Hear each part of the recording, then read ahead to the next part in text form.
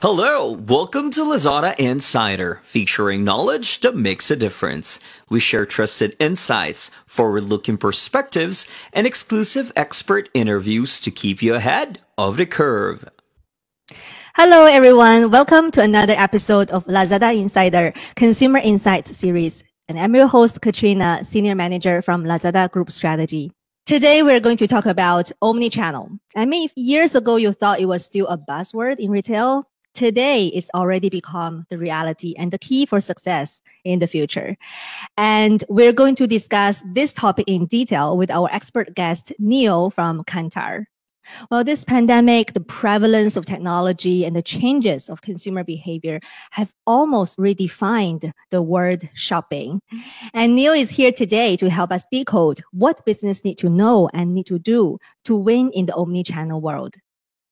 Neil is currently the Strategic Insight Director from Kantar Worldpanel, and he comes with more than 20 years of experience in market research and shopper and customer analytics.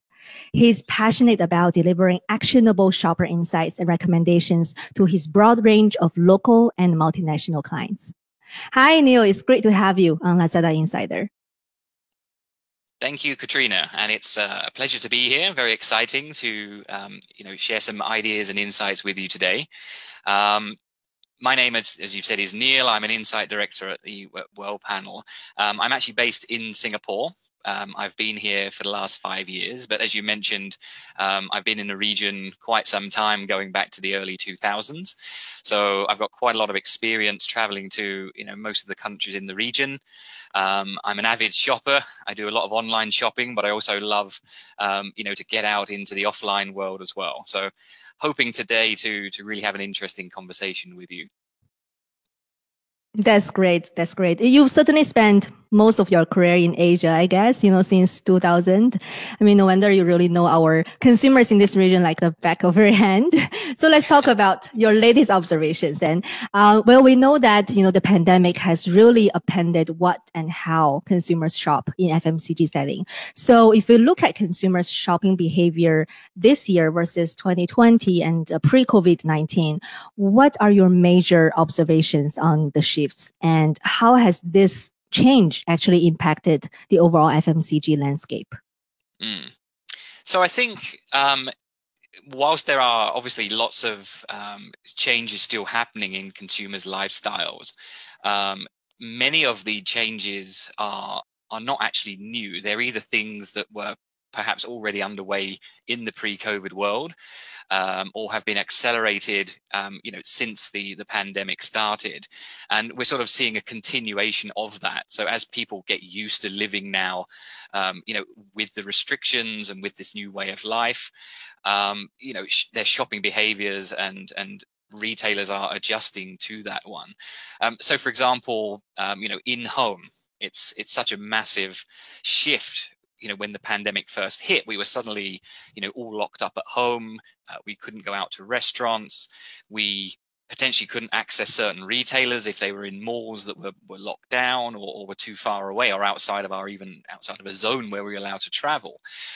So certainly mobility continues to weigh heavily on shoppers, and we continue to see waves and waves of new breakouts and new government responses to that one. So I think the whole in-home space has continued to play out with things like cooking more at home, doing things more with your family, coming up with new ways of sort of entertainment at home, and as I say, making up for not being able to go out and enjoy it or meet friends outside of the home as well.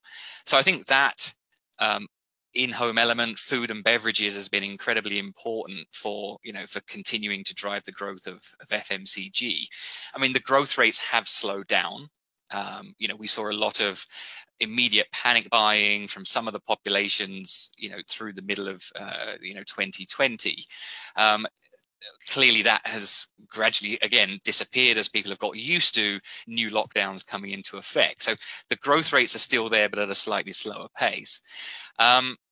What else has happened is, again, because of mobility, because of the need to perhaps avoid going into busy stores and wanting to avoid being in crowds, basket sizes have also continued to go up. But again, this is actually something we were seeing in 2019 and actually for many, many years before that one. The average basket size has been going up. Frequency of shopping has been coming down. But as I say, that has been accelerated by COVID and certainly will continue into the future probably as well. I think from a channel point of view, again linked to mobility and the pandemic, the big box retailers really have struggled.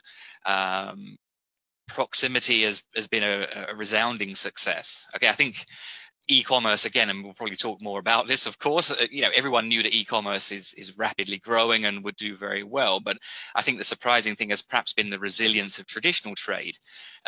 People have sort of flooded out and going back to their mom and pop retailer that they probably haven't been shopping in for a long time, simply because they need to get something quick, get in and get out and get home again. So I think, this is all playing together and really changing, I guess, the missions that shoppers go to different channels for. So, those traditional big routine and stock up occasions are more and more now being done in smaller and smaller retailers. So that's quite surprising, and seeing how, categories are having to adapt to that and retailers. So I think, yeah, those are sort of some of the changes that we're seeing that are a continuation and an acceleration, I think, of what we've seen previously. So if you break down the observation a little bit, have you observed any interesting dynamics by country? And if you can talk a bit more about category and channel, that would be really interesting for us to know. Sure. So I think one of the key things that we always talk about at Kantar when we look at the data is there's not really an average Southeast Asia. So although we see all these trends at a macro level, when you start to drill down into the individual markets and categories and retailers, of course, you start to see interesting nuances. So, I think the Philippines, I think most people would know, they've probably had one of the longest lockdowns in the world. And whereas other countries sort of benefited from lockdowns and had that initial stocking up, the Philippines was sort of sent into a shock recession, and FMCG has really sort of suffered since then. So, that country stands out versus, elsewhere, like in Thailand and Vietnam, where we actually saw some quite high growth rates around the initial outbreak. And now, as I say, through into 2021, we continue to see differences in the individual markets. Some of it is influenced by governments. So, for example, in Thailand, we see handouts either to the general population or to specific parts of the population, like lower income households given additional income to spend through the blue flag scheme. So again, depending on how governments are reacting to the different situations as well. And then, of course, as I mentioned previously, we are still having small waves of the virus breaking out. So looking at Vietnam, it was a country that had very, very low numbers of infections and deaths through 2020, and was praised globally of how they shut down very early and managed the situation, but has now had some very severe outbreak, to the point where people in Ho Chi Minh were locked at home and the army had to come in and deliver their groceries. So, that's obviously having a clear impact on the sort of categories and how you shop. If you're having to put your order in and have a soldier deliver it in a couple of days' time. So, really, really interesting. I think from a category perspective, as I say, food and beverages are having a great time with, everyone being locked up and unable to go to restaurants. I think home care, of course, has some of the categories have done well, particularly around home hygiene.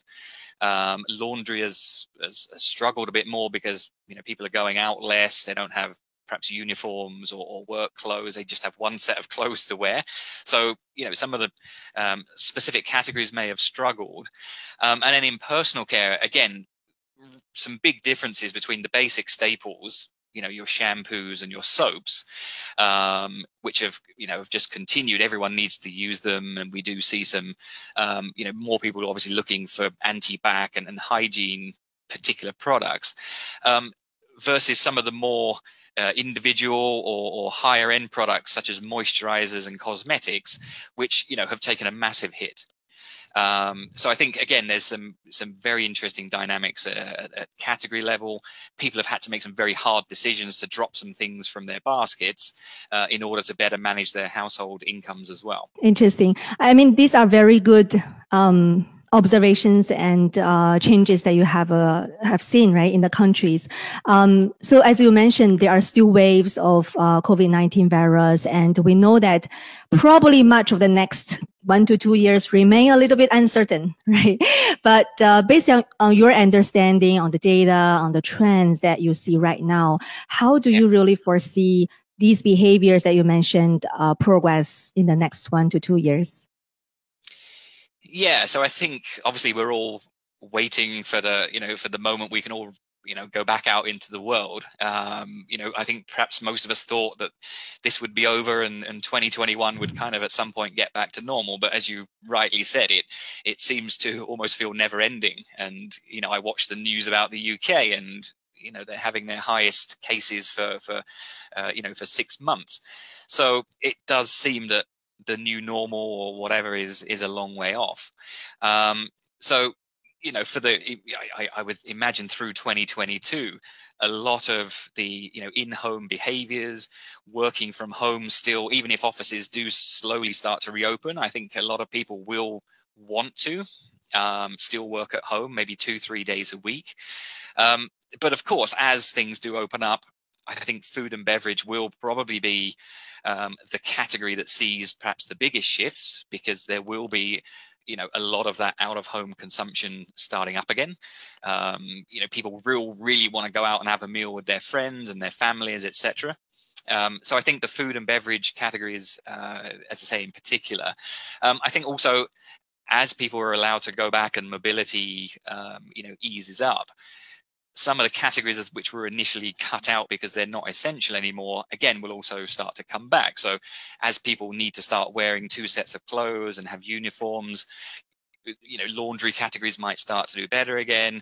People want to start looking better. So again, all the sort of the beauty element of personal care, the deodorants, the moisturizers, the makeup, etc., will also rebound quite healthily as well. And I think as people start to see that recovery, and hopefully people that have lost their job and suffered can start to get back to work again, and economies get going, and they've got more disposable income, I think people will start to look to treat themselves as well. We've been under pressure and quite depressing times now for coming up for 2 years. So I think the potential for people to want to treat themselves to perhaps something a bit more premium than they would have bought before is also potentially a very interesting angle as well. You share quite a lot about the dynamics when it comes to categories and when it comes to different segments of products like premium products. How about from a channel perspective? How do you foresee, currently, obviously, consumers are mostly staying at home, right? And they do a lot of shopping online. Where do you see this play in the near future? Yeah, so I think to me, I think the proximity element and the convenience element is something that people are going to get used to, and are going to adapt and adopt as habits. So again, sort of convenience and online shopping were things that were growing prior to the pandemic, but have really been accelerated. And I think now that people have got used to, having things delivered, or, just popping out and buying close to home, I think that will continue, for some time. And I think the big box retailers, again, were struggling pre-COVID. Through 2017, 18, 19, the hypermarket channel has not been doing well. And I think it's going to be really tough for that channel to really recover. So I think it's a great space, as I say, for online shopping and convenience. The ability to get things now, is going to become more important. We're all living on our smartphones. Real time is where it's at, and we do see that in models all over the world with delivery times coming down and down. People just want to be able to shop and get it and have it sort of delivered, or it's close to home. So definitely, I think from a channel perspective, the growth channels at the moment around e-commerce and proximity, I think will do well. Where I'm sort of undecided is traditional trade. You know, as I said, it's had a bit of a renaissance because it benefits from the proximity angle. You know, there's hundreds of thousands of them across across countries in Southeast Asia. However, a lot of it, as I've said, is as a result of government stimulus. You can only spend it in certain channels and certain retailers. So I think potentially the traditional trade may slow down and eventually stagnate again. But yeah, I think, as I say, the growth will certainly be e-commerce and proximity into the future. Just one more thing, I think basket sizes, as I mentioned, they've been going up and up and up, and that has been accelerated. I do see that trend will also continue. I think people, again, are consolidating trips. They've got used to, as I say, shopping and trying to get more things in one go in order to bring that convenience into their life. So, you know, I do see that basket sizes will continue to rise, and shopping frequency, will continue to gradually decline. I see. So if we zoom into e-commerce a little bit more, as consumers actually becoming more savvier in this space, and there must be some interesting trends emerged in that area. So maybe you can tell us your observation. What are some of the interesting dynamics that you have seen in e-commerce that business need to know? Yeah, I mean, I think, again, it's a bit like the classic, you can't average Asia, you can't average Southeast Asia, you can't really average how e-commerce is developing as well. And I think that's really fascinating, when you start to look into the data at the different stages that the countries are in. So, I was just looking at some of the data earlier. So in Ho Chi Minh, again, the recent lockdowns there have actually pushed the penetration of online shopping above 50%. So that's the first time I've ever seen more than half of a particular part of a population, as I say, more than half are now buying their groceries through online retail. So that's a big milestone. But you also see, much lower levels in certain other demographics in rural areas, etc. So there are these, different stages that all the countries are at. But what is interesting is that despite all the different development levels, the countries are actually all following a very similar journey. So it starts off predominantly with the sort of the city dwelling, higher income, younger, early adopters of e-commerce, and then it gradually ripples out to more sort of secondary towns and cities, and then slightly older consumers, and then eventually now, as I say, it is now making it out into rural areas and older and less affluent consumers. So the differences and the similarities are are very important to look at from a category point of view as well. Again, there are big differences between different countries, but it seems that they all start at the same place, which is the first people to go online are those people in the cities and the more affluent and younger. And therefore, it tends to be things like cosmetics, moisturizers, and the more, as I say, individualized beauty products. And then gradually, as shopping online becomes a bit more frequent and a bit more mainstream, that's when we start to see other personal care categories creeping in. So your soaps, your shampoos, your body lotions, and then a couple of years after that, further developments happen, and now you start to see home care products and even food and beverage products creeping into those baskets as well. So again, it's really interesting, the similarities and also the differences as well. And then from an actual online perspective, if we break it down, you've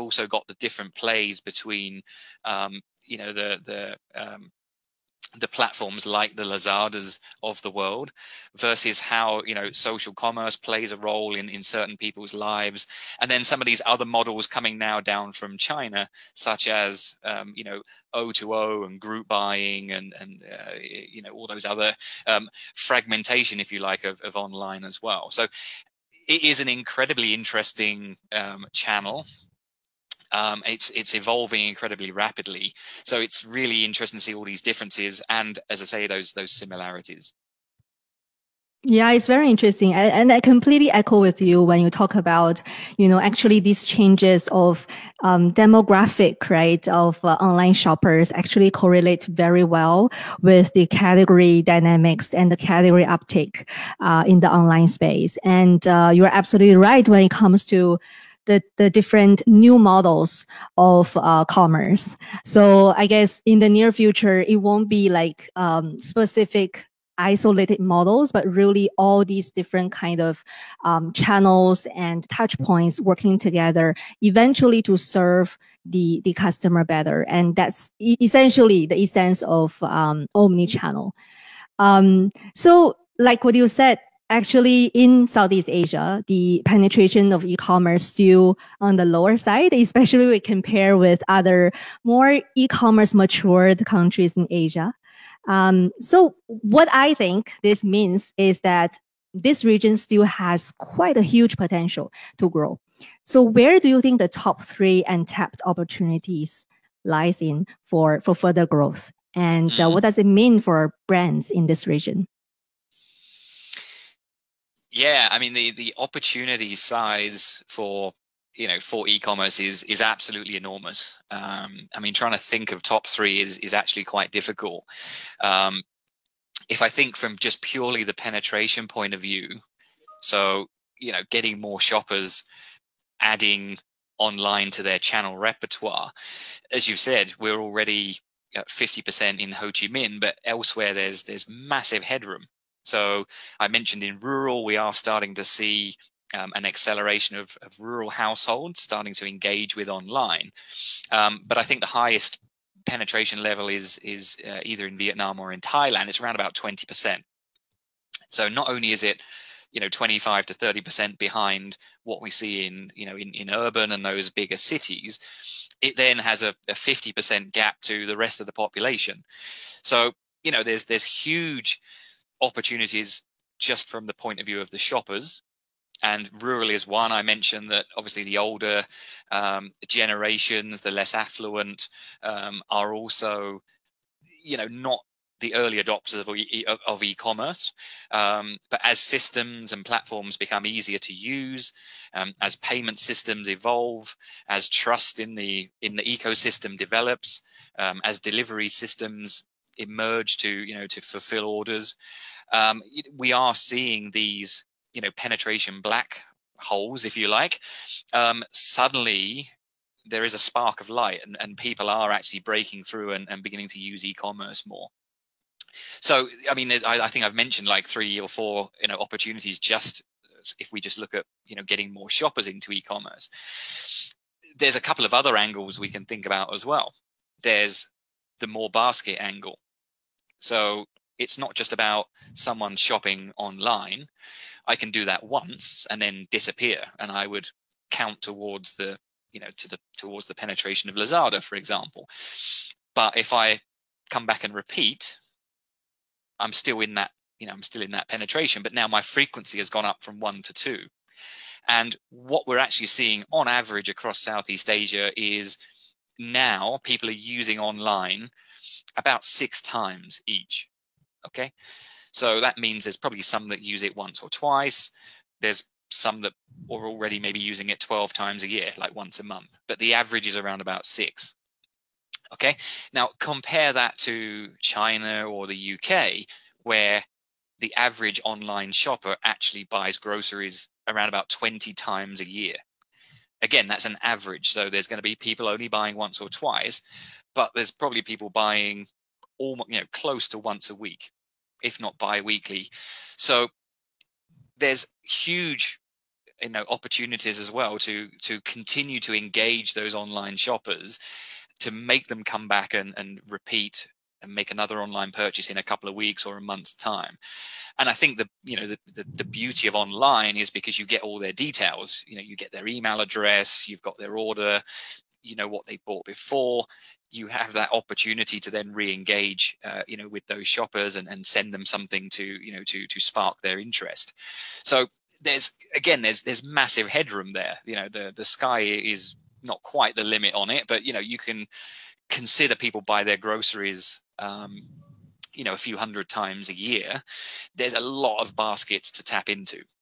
Okay, so we've got loads of shoppers that we can reach out to. We've got loads of more baskets amongst those shoppers.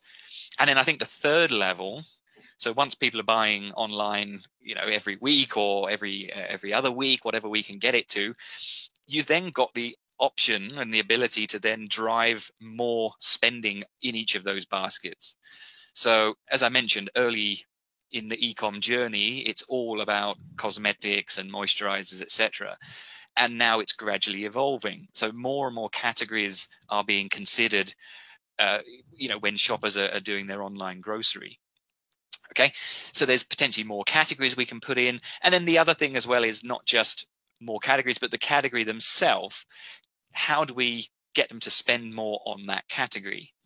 Either through upsizing or offering more premium items, unique items for online, so that each basket then becomes more valuable as well. Okay, so there's essentially three main areas around shoppers, baskets, and more spend per basket. And then under each of those, there's sort of further opportunities. So as I say, very difficult to pick three. There's probably hundreds of opportunities out there. Yeah, very interesting. And, I know that Kantar recently published a report on Omnichannel, and there you also have a lot of interesting advices to businesses who have both online and offline presence. I mean, a lot of our audience here also operate both in the digital world and also in the physical world. So what would be your advice to businesses in terms of the best strategies to get the best return from both channels? Yeah, I mean, this is a big question. As you say, these days, brands, manufacturers, shoppers, offline to online, it is one big ecosystem. But I think, the crucial thing we need to keep in mind is that shopper is the same person. So, what they're doing online and offline is just part of their daily routine. They will have certain needs for certain products. If they've run out of something for dinner, they will need to go to a local shop to buy something. If they've got a bit more time to plan and notice what's running out around the household, they've got time to build, an online basket before they hit, order.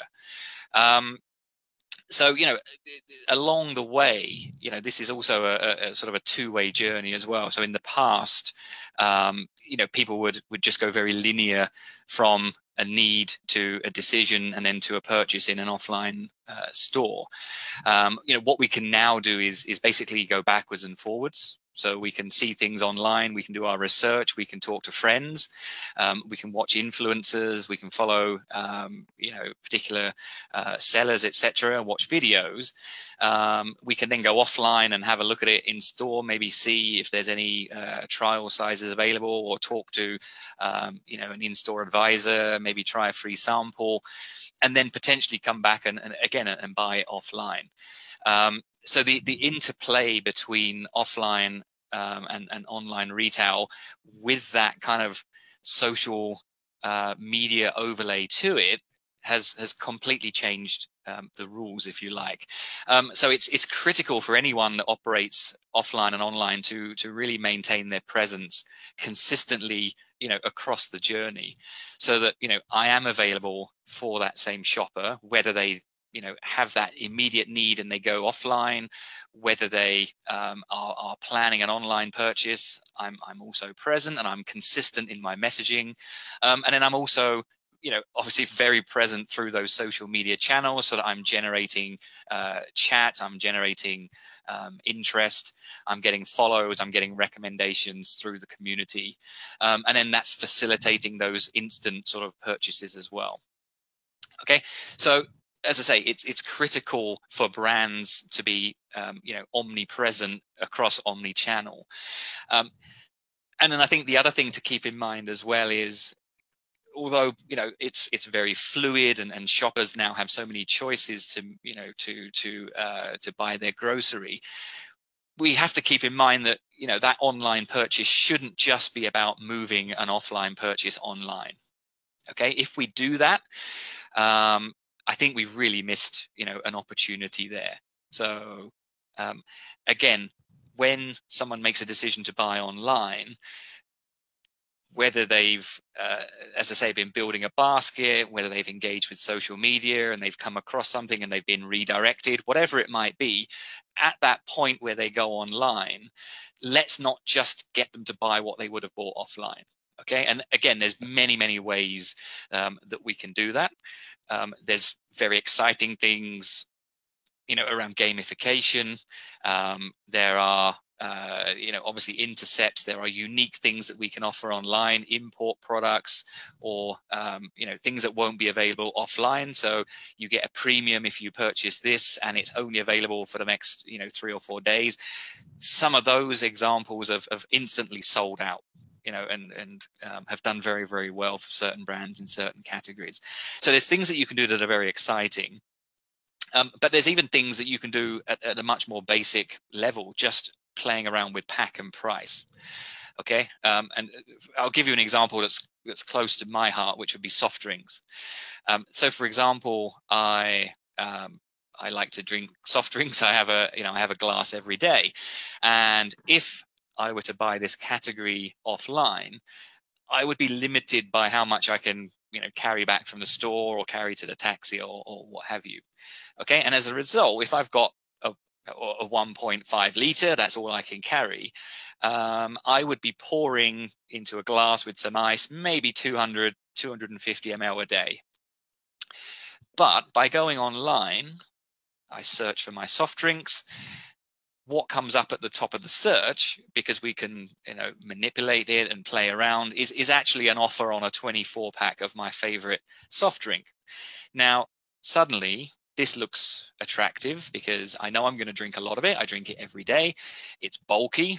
I wouldn't buy this in the supermarket because I wouldn't be able to carry it home. But I'm going to have this delivered to my door. So this is fantastic. And it's at an attractive price per serving. So I have it delivered, and now I've got these cans of soft drink in the fridge. And what that effectively has done has moved my daily consumption from 200 to 250 immediately to 325. Okay, because I don't think anyone is going to open a can of soft drink and put it back in the fridge for tomorrow, because it's going to be very flat and not very tasty. So immediately you've got a 30% boost on my daily consumption rate. So the category has been expanded. So there are many examples of how incrementality can be done through online, through premiumization, through squeezing extra volume out of shoppers, about getting them to add an extra category that they weren't originally planning for, as well as all those other exciting things with limited offers and exclusive deals, etc. So yeah, loads of things that brands and businesses should be looking at when considering this sort of omni-channel play. That's very exciting. I mean, I really look forward to how the next 1 to 2 years will unfold, given this dynamics that's happening already in the retail space. Thank you so much, Neil.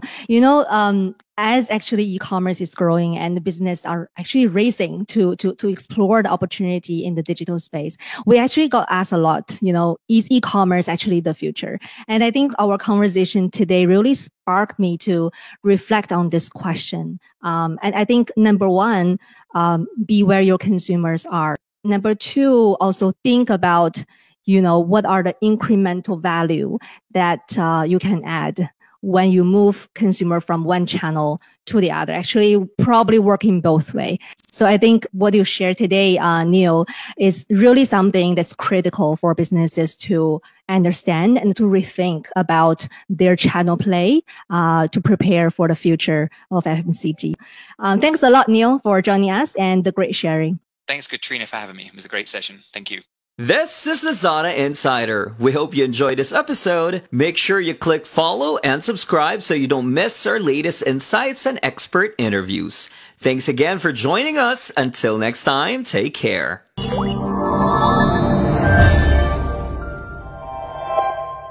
Lazada.